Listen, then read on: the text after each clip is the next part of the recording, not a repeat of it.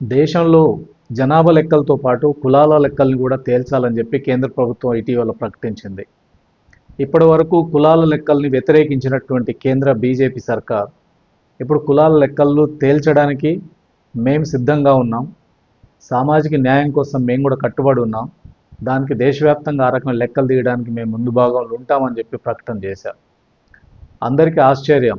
ఇప్పటి వరకు కులాల లెక్కలు తీయడం తప్పని, కులాల లెక్కలు తీయాలి, కులాల జనాభా లెక్కలు లెక్కించాలని చెప్పి అడిగిన వాళ్ళని వీళ్ళంతా అర్బన్ నక్సల్స్ అని చెప్పి ముద్రేసి వాళ్ళని ఒక దేశద్రోహులుగా, వాళ్ళ ఒక ప్రమాదకారులుగా చిత్రీకరించినటువంటి కేంద్ర ప్రభుత్వం లేదా కేంద్ర బీజేపీ నాయకులు ఇప్పుడు కులాల లెక్కలు తీయడానికి కోసం ముందుకొచ్చారు. ఈ రకమైన యూ టర్న్ ఎందుకు తీసుకున్నారు? ఇప్పటి వరకు ఈ రకంగా కులాల చర్చలు చేస్తే దేశంలో ఐక్యత దెబ్బతింటుందని, మనం విడిపోతే మనం దెబ్బతింటామని రకరకాల ప్రచారాలు చేసి ఇప్పుడు కులాల లెక్కలు తీయడానికి కోసం మేము ముందుకు వస్తున్నామని చెప్పారు.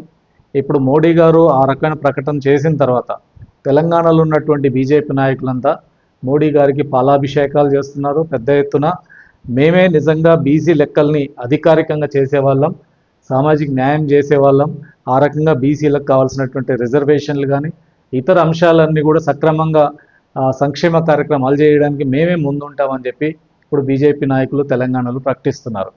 మరి ఈ రకమైన మార్పు ఇప్పటి వరకు లేని మరి ఎందుకు వచ్చింది? తెలంగాణలో బీసీ కులగణన జరిగినప్పుడు, కులాల లెక్కలు తీసినప్పుడు దీంట్లో అనేక రకాలైనటువంటి వంకలు పెట్టి రకరకాల ఆరోపణలు చేసి ఇవన్నీ తప్పులు తడకలని, లేదంటే ఇది అవసరం లేదని పద్ధతుల్లో చెప్పినటువంటి వాళ్ళు ఇప్పుడు దాన్ని దేశవ్యాప్తంగానే ఆ రకంగా ముందుకు వచ్చినటువంటి పరిస్థితి. ఈ రకమైన కారణాలు చూసినప్పుడు ఒకటి, ఈ మధ్య కాలంలో కాశ్మీర్లో పెహల్గామ్లో జరిగినటువంటి టెర్రరిస్ట్ దాడి, దాంట్లో 26 మంది చనిపోయినటువంటి సంఘటన. దీని తర్వాత ఏం చర్యలు తీసుకోవాలని కేంద్ర ప్రభుత్వం ఆలోచిస్తే ఒకవైపు పాకిస్తాన్ మీద రకరకాల ఆంక్షలు పెట్టింది, యుద్ధం వస్తుందా అని ఒకవైపు ఆలోచన జరుగుతుంది. ఇటువంటి పరిణామాలు ఒకవైపు మనం చూస్తున్నాం.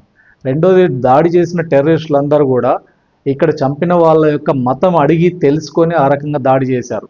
అంటే ఒక రకంగా మత చిచ్చు పెట్టాలి, మత విద్వేషం రెచ్చగొట్టాలని ఒక ప్రయత్నం టెర్రరిస్టులు చేశారు. కానీ కాశ్మీర్లో ఉన్న ప్రజానీకం, లోకల్స్ ఏ ఒక్కరు కూడా ఈరోజు టెర్రరిస్ట్ దాడిని పూర్తి స్థాయిలో ఖండించినటువంటి పరిస్థితి. ఐక్యంగా ఇటువంటి టెర్రరిజాన్ని మనం అంగీకరించేయలేదు. టెర్రరిజం అంటూ ఇదే పెరిగితే కాశ్మీర్ అభివృద్ధి భవిష్యత్తు దెబ్బతింటుందని కాశ్మీర్ అంతా ఒకే మాట మీద నిలబడ్డటువంటి సందర్భం. దేశంలో కూడా అదే పరిస్థితి. అక్కడక్కడ కొన్ని శక్తులు కాశ్మీర్ విద్యార్థుల మీద దాడి చేయడం కానీ, లేదా ఇట్లాంటి కొన్ని సంఘటనలు జరిగినాయి. ఓవరాల్గా కాశ్మీర్లో జరిగిన పరిణామాలు దేశంలో మత విద్వేషాలని పక్కకు పెట్టినటువంటి పరిస్థితి. రెండవే, ప్రభుత్వాన్ని ప్రశ్నించే పరిస్థితి కూడా వచ్చింది. ఎందుకు ఈ ఫెయిల్యూర్ జరిగింది? ఎందుకు 26 మంది చనిపోయినటువంటి ఘటన జరిగితే కనీసం అక్కడ కనీస సెక్యూరిటీ లేదు, కనీస భద్రత లేదు, ఇంటెలిజెన్స్ సమాచారం ఇచ్చినా కానీ ఏ చర్యలు తీసుకోలేకపోయిందనే ప్రశ్నలు ఈరోజు వస్తున్నాయి. ఇవన్నిటి కారణం రీత్యే ఈ రకమైన మార్పు జరిగిందా అనే ఒక సందేహం ఈరోజు అందరిలో కనపడుతుంది. అందుకే ప్రజల యొక్క ఆలోచనల్ని మార్చడానికి కోసం కొత్త ఎజెండాని ముందుకు తీసుకొచ్చి పెట్టిందేమో అనేటువంటి చర్చ ఈరోజు జరుగుతుంది. ఇంకా రెండవది, బీహార్లో ఈ ఏడాది అక్టోబర్లో ఎన్నికలు జరగబోతున్నాయి. బీహార్ ఎన్నికలు ఎదుర్కోవాలంటే అక్కడ ఉన్నటువంటి కుల సమీకరణలు, అక్కడ ఉన్నటువంటి ఓటర్లను రాబట్టుకోవడానికి అక్కడ ఏ నినాదం ఇస్తే బాగుంటుంది అనేది చేశారు. ప్రత్యేకంగా బీహార్లో కులగణన గతంలో జరిగింది. అక్కడ బీసీల లెక్కలు, అన్ని కులాల లెక్కలు తీశారు.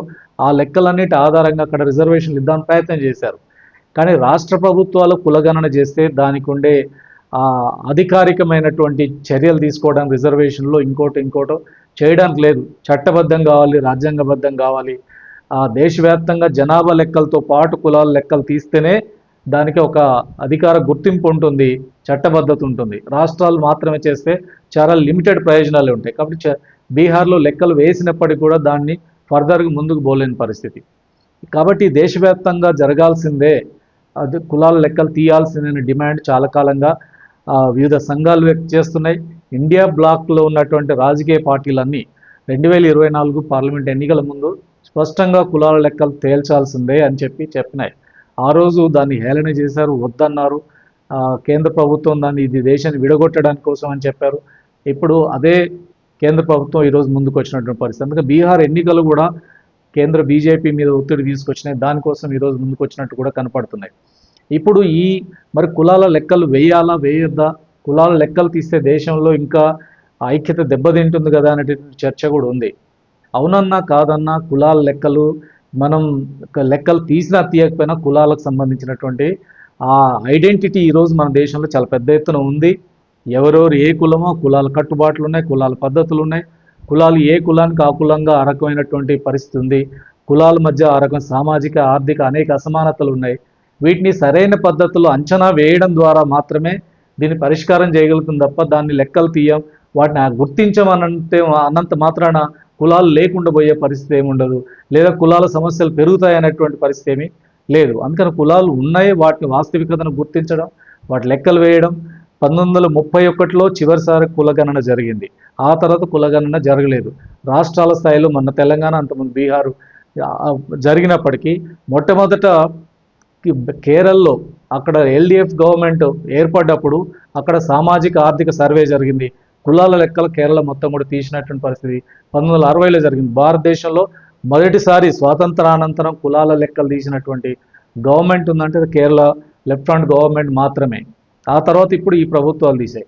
వాస్తవ లెక్కల్ని, వాళ్ళ సామాజిక పరిస్థితి, ఆర్థిక పరిస్థితి ఏంది, ఏ స్థాయిలో ఉన్నారు, ఏమి అభివృద్ధి చేయాలన్నప్పుడు ఈ లెక్కలు తీయాల్సినటువంటి అవసరం ఉంది. ఆ రకంగా చేయాలనేటువంటిది ఈరోజు అనేకమైనటువంటి సంఘాలు, సంస్థలు, రాజకీయ పార్టీలు కోరుతున్నప్పటికీ ఈ ప్రభుత్వం ముందుకు రాలేదు. ఇప్పటికైనా వచ్చినందుకు ఆ రకమైన లెక్కలు తీయడం కోసం ప్రయత్నం చేస్తున్నామని చెప్పారు. కానీ ఈ ప్రకటన చూస్తే చాలా అకస్మాత్తుగా జరిగిన ప్రకటన.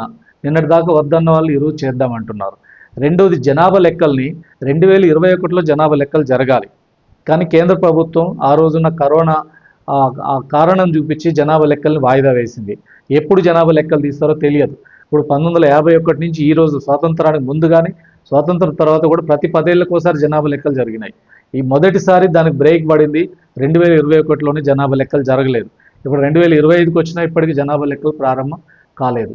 ఎప్పుడు ప్రారంభిస్తారో ఇదమిద్దంగా ఇప్పటికీ ప్రభుత్వం నిర్ణయం తీసుకోలేదు. అంటే జనాభా లెక్కలు ఎప్పుడు చేస్తారో తేల్చలేదు, కానీ కులాల లెక్కలు తేలిస్తాం దాంతోపాటు అని చెప్పి సర్ప్రైజింగ్గా ప్రకటన ఇచ్చారు. అంటే ఏ ప్రిపరేషన్ లేకుండానే ఇప్పుడున్నటువంటి పరిస్థితుల్లో రాజకీయంగా తన అవసరాల కోసం ఈ ప్రకటన చేసిందని స్పష్టంగా కనపడుతుంది. ఇందులో వాటిని లెక్కిద్దామనే దానికంటే కూడా రకరకాల మనం ఇంతకుముందు చర్చించినటువంటి కారణాల రీత్యా దీన్ని ముందుకు తీసుకొస్తున్నటువంటి పరిస్థితి కనబడుతుంది. అయినా ఈరోజు కులాల లెక్కలు తేల్చడం, ఆ రకంగా దానికి తగ్గట్టుగా ఆ లెక్కలు తేల్చిన తర్వాత అవసరమైనటువంటి చర్యలు తీసుకోవడానికి ఏ కులాలు వెనుకబడి ఉన్నాయి, ఏ స్థాయిలో ఉన్నాయి, వాటిని ఎలా అభివృద్ధి చేయాలి, వాటిని రిజర్వేషన్ పెంపుదల విషయం కానీ, సంక్షేమ కార్యక్రమాలు అమలు చేసే విషయాల్లో కానీ, వీటిలలో ఇప్పటికున్న లిమిట్ ఏదైతే 50% ఉందో దాన్ని ఏ మేరకు మార్చాలి, పెంచాలి, ఇట్లాంటి విషయాలన్నీ నిర్ణయాలు తీసుకోవడానికి కూడా కేంద్ర ప్రభుత్వం ఈ రకంగా జనాభా లెక్కలతో పాటు వీటి చేయడం అనేది చాలా అవసరం. అయితే ఇప్పుడు ఈ రకమైన ప్రకటన చేశారు, కానీ నిజంగా లెక్కలు ఎలా చేయబోతున్నారు, దీని ప్రిపరేషన్స్ ఏంటి, అసలు కులాలు లెక్కించాలనంటే దానికి కావాల్సిన మార్గదర్శకాలు ఏంటి, అదొక వివాదాస్పదం కాకుండా, వివాదాలు లేకుండా వాటి తేల్చాల్సినటువంటి అవసరం ఉంది. అందుకనే తెలంగాణలో జరిగిన అనుభవం ఉంది, చాలా పకడ్బందీగా చేసే ప్రయత్నం జరిగింది. దాంట్లో కూడా కొన్ని ఆరోపణలు వచ్చాయి. బట్ ఒక్కొక్క కులం అది ఇంత అంటే అంత అంటే అనుకున్న వాళ్ళు ఆ లెక్కల్లో కొన్ని తేడాలు వచ్చేసరికి అందులో పొరపాటు జరిగినాయని మాట్లాడిన వాళ్ళు ఉన్నారు.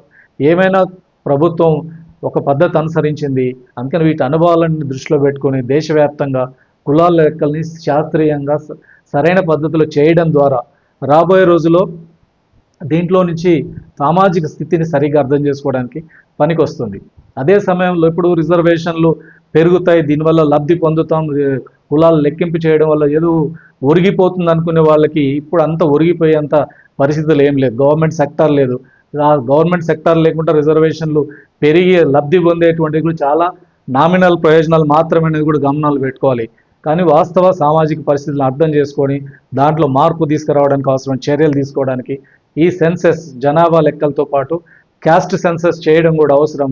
దాన్ని పకడ్బందీగా జాగ్రత్తగా చేయాలి. ప్రభుత్వం వెనక ముందు వ్యవహరిస్తే ఆ రకంగా దాన్ని మరింతగా ప్రభుత్వం మీద సక్రమంగా అమలు జరిగేటటువంటి పద్ధతిలో, టైం బౌండ్గా జరిగేటటువంటి పద్ధతిలో దాన్ని ప్రభుత్వం మీద ఒత్తిడి తీసుకొచ్చి దాన్ని సాధించుకోవడానికి ప్రయత్నం చేయాల్సినటువంటి అవసరం ఉంది.